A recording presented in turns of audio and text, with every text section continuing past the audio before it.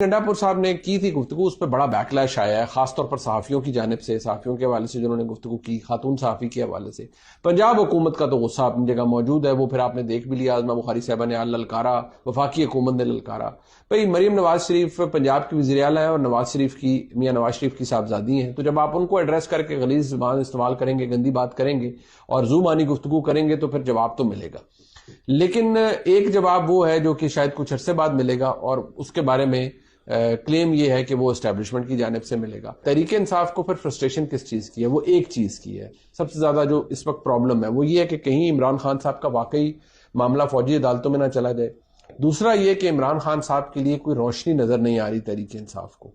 اب یہ جو للکارا گیا 2 ہفتے والا، اس کے اوپر لوگ رات ٹھٹھے مار رہے ہیں، طاقتور لوگوں کی میں بات کر رہا ہوں، چاہے وہ حکومت میں ہے چاہے وہ کہیں اور ہے، کہ ٹھیک ہے یار، گنڈاپور کو کہو کہ اپنا چیف سیکرٹری لگانے کے لیے تو ہماری پاؤں پڑتا رہتا ہے، منتیں کرتا رہتا ہے، تو عمران خان کو کیسے نکالے گا؟ تو یہ تو جلسے کے اندر جو بڑکے ماری تھی، تو پھر ٹھیک ہے جائیں نکالنے عمران خان کو، اگر ایسے نکالنا ہے تو۔